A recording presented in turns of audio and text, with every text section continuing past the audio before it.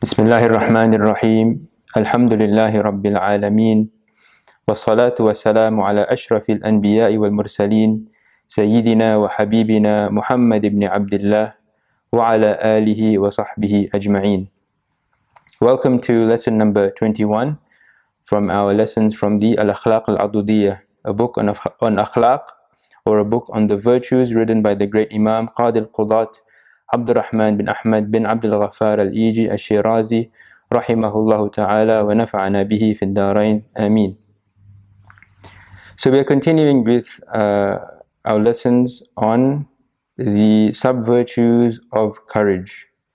And just to list them very quickly, we have the first sub-virtue of courage, which is greatness of soul, which is essentially a consideration of the dunya as being insignificant. And then we have the virtues of high-mindedness and perseverance, or what we can also call patience. These two are branches that grow out of greatness of soul. High-mindedness being that virtue which essentially makes us to have little concern for the unimportant aspects of our life. And what do we define as what is unimportant? Essentially the dunya. And what is important is Allah and the akhirah, and whatever Allah has told us to do. So this is what we mean by idham al-himma, to have that habit, to be that person that immediately, through habituation, through practice, knows what is important and knows what is azim, what is great. And also growing out of greatness of soul is perseverance or patience, to have that ability to stand and resist difficulties in the dunya. Then growing out of perseverance are three virtues which we have spoken about. These are the three virtues of bravery, which is the absence of distress when one is fearful. And then there's also the virtue of forbearance, which is to be calm when one is filled with rage. And the third virtue that grows out of perseverance, out of sabr, which is calmness, which is deliberation, to do things with due diligence, even though one is in a very difficult state, such as the examples which were used were a state of war or a state of hostility. It could be an argument, it could be some sort of dispute. Someone remains deliberate and acts with deliberation in those moments. Now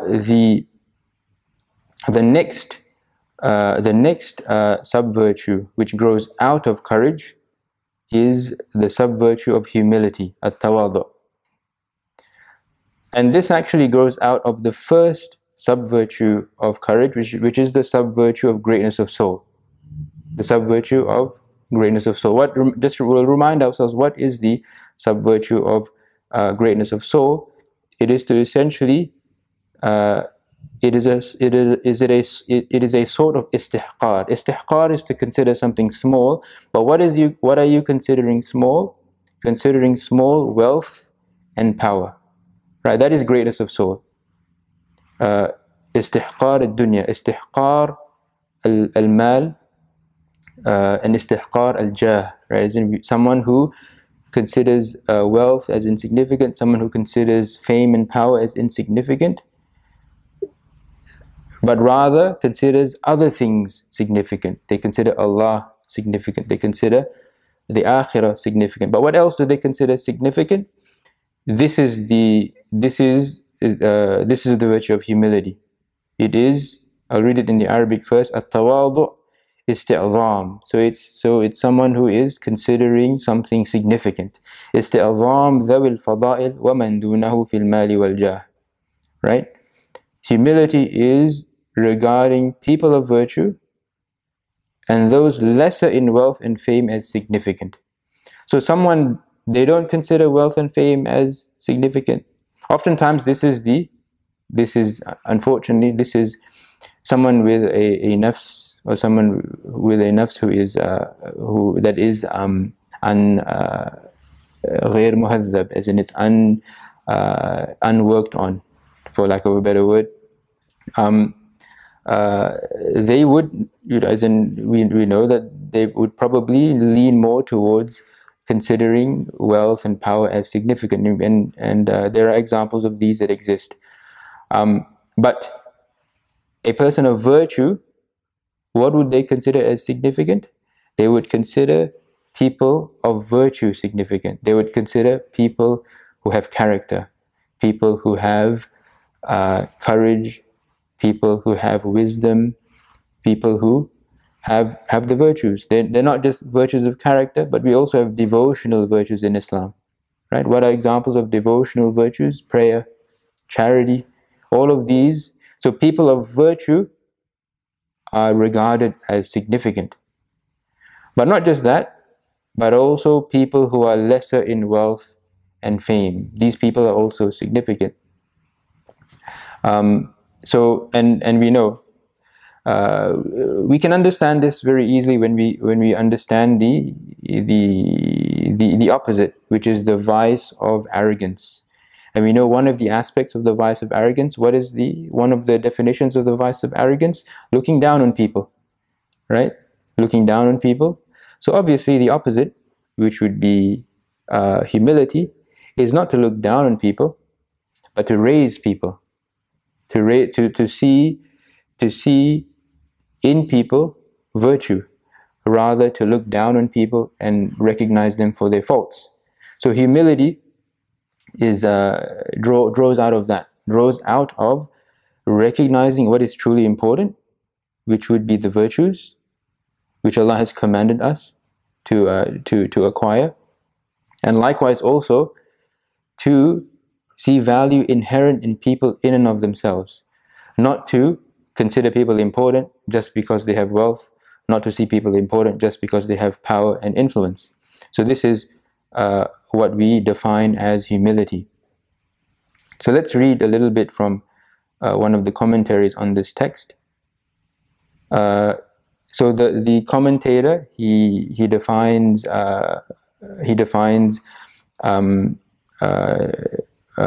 tawadu. He defines humility. He defines humility, and he also expands it, and he says, بأن لا يعلم لنفسه مزية عليهم. Right? So part of humility, what did we say? We saw part of humility as raising people. Right? We raise people, and we don't look down on people.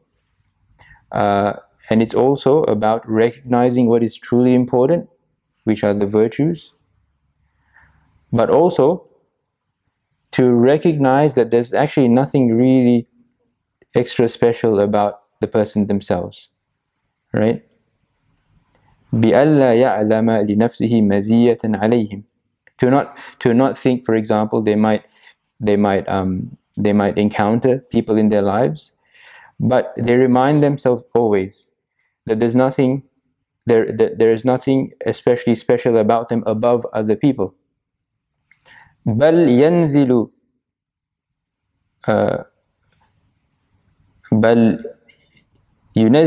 مرتبته, or we could say he lowers himself, right? He lowers his level. دون مراتبهم في الفضائل. So this is what we mean. To not create any difference between himself and other people. What does that mean?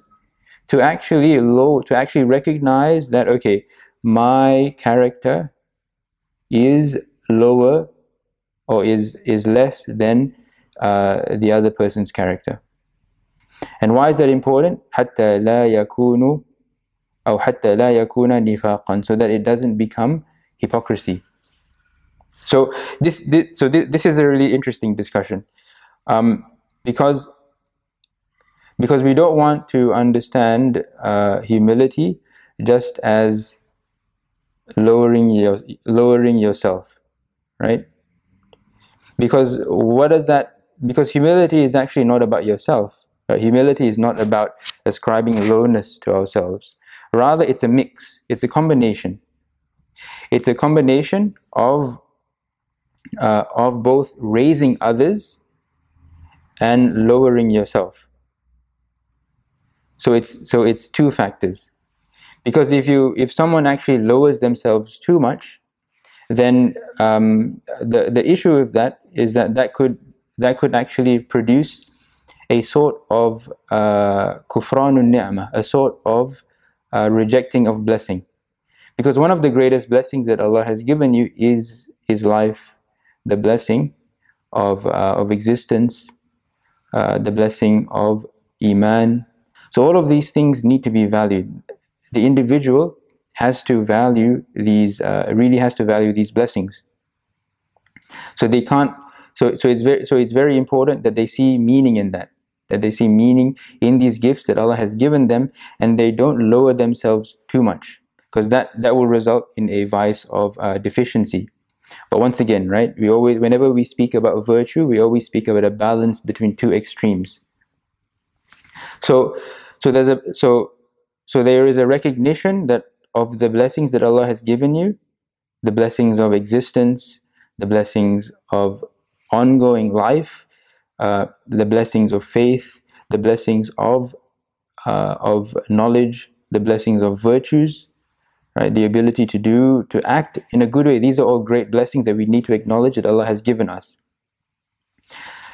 But once again, right, this cannot result in us becoming arrogant people, because as we know, one of the greatest traps of the shaitan is what we call al-ujub, which is delusion, which is to unfortunately this happens. One of the first traps of the shaitan, as people begin to realize that they want to practice the deen, is what do?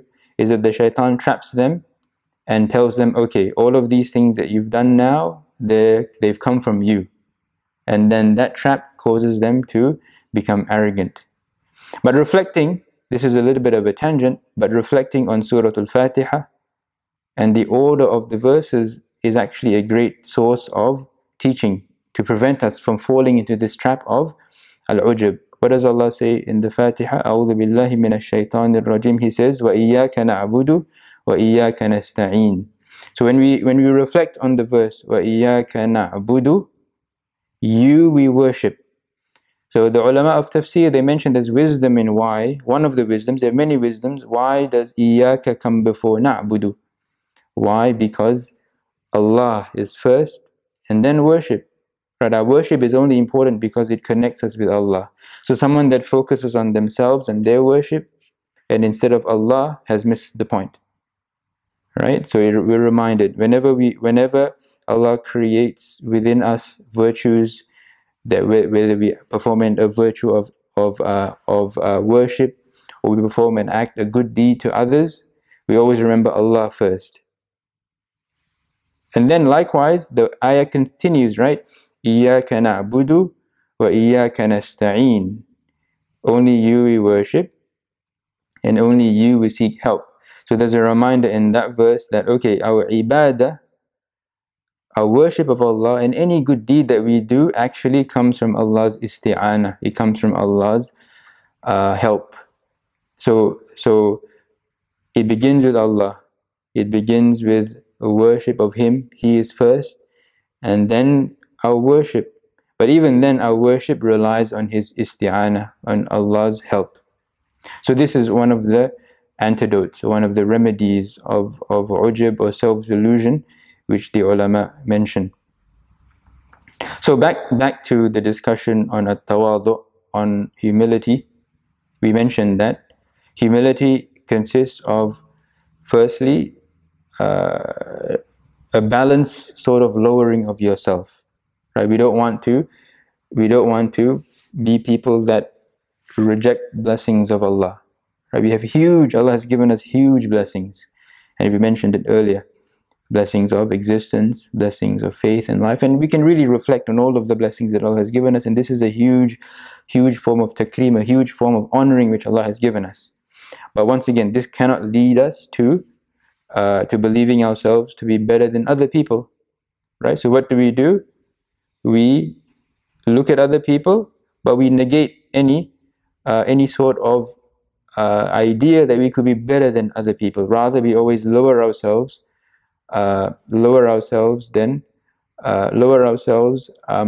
in comparison to other people. What do we say? We say, okay, as in the virtues which I have are less than the virtues of other people. So we always we want to get into this habitual thought pattern. But once again as well, humility is not just about lowering yourself, right?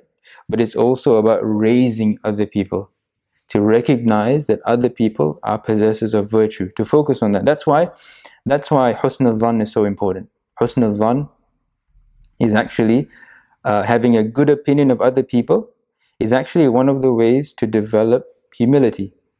Because if someone gets into the habit of always recognizing what is good in other people and overlooking their faults to a degree which is praiseworthy, once again, there's always balance in everything.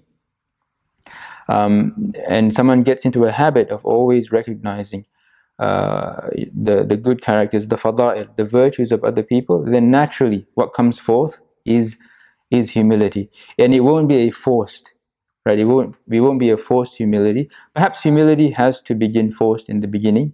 And that's actually very interesting if we actually make a little bit of a diversion into the science of sarf here. In the Arabic, the word at-tawadu is for those who have studied Arabic, the pattern of tafa'ul, the pattern of tafa'ul. And the pattern of tafa'ul in the Arabic language is actually used often for words that in which someone makes apparent what they don't have, right? لِإِظْهَارِ مَا لَيْسَ فِي الْبَاطِنِ. It's to make apparent what they actually don't have. And an example of a similar word is for example, in the Arabic we might know the word ghafla.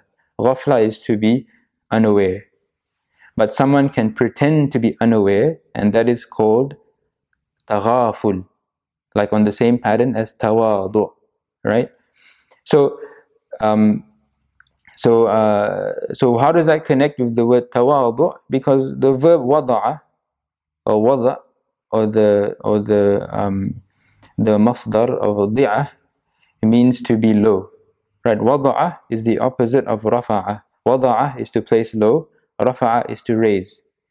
So essentially, if you think about it, the word tawadu is to feign being low, right? To feign being low. Tawadu is actually to feign being low. Just like taghaful is to feign ghafla, to fake or to feign ghafla.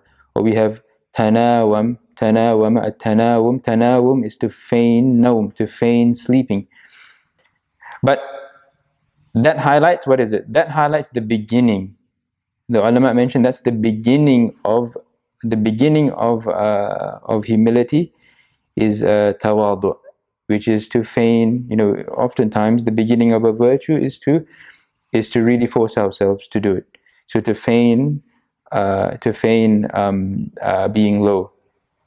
But once again, connecting us to the initial part of the discussion, tawadu is not just lowering yourself, but it is also a balanced acknowledgement of the blessings that Allah has given you, but also raising others and recognizing the good in them, recognizing that they are also people of virtue, and also specifically and very especially doing that for people who are lower than you in terms of wealth and power. Because unfortunately, and this is an untamed nafs can generally unfortunately be arrogant towards people who are lower than them in wealth and power. So the ulama of Akhlaq remind us of not falling into that trap.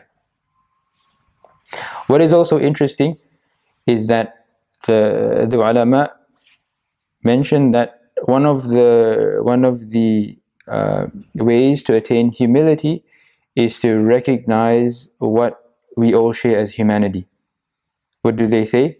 ذكر اشتراك الأفراد الإنسانية في الأمور الفطرية وسمات الافتقار والعجز إلى الوحدة الأصلية. That means to recognize that the individual, all humans share in the fitrah. We share in this natural inherent disposition. We all share in it. But also we share in the descriptions of weakness. We have iftiqar ila Allah, we have al-ajaz ila Allah. So when so by recognizing that we have in essence weakness, but weakness that ends in Allah. Weakness in ourselves, but strength in Allah. And someone who recognizes that reality will, inshallah, bit by bit, come to that virtue of humility. And finally, just to end the lesson, we'll speak about the vice of excess. And we know the vice of excess of tawadu or humility is arrogance. And the hadith of the Prophet sallallahu alaihi wasallam, that anyone with a Adam's weight of kibr will not enter Jannah. This is either removed for a Muslim. This is either removed in the dunya, or it is removed through punishment in the hellfire. And inshallah, through that they will enter paradise. And the other side is the vice of flattery, right? At-tamalluq. So someone who is overly humble, right? Because we don't want someone to be overly humble such that people step over them, or what happens that the sharia or the hudud of Allah, the laws of Allah, the things which shouldn't be crossed are crossed, right? That is not a praiseworthy humility, and we would call that tamalluq. So we ask Allah to protect us from the vices of kibr, arrogance, and we ask Allah to protect us from the vices of flattery, at-tamalluq, and being overly humble. And we ask Allah to bless us with the virtue or the fadila of at-tawadu or humility. And we'll end here, insha'Allah. Wa sallallahu ala Sayyidina Muhammad wa ala alihi wa sahbihi wa sallam.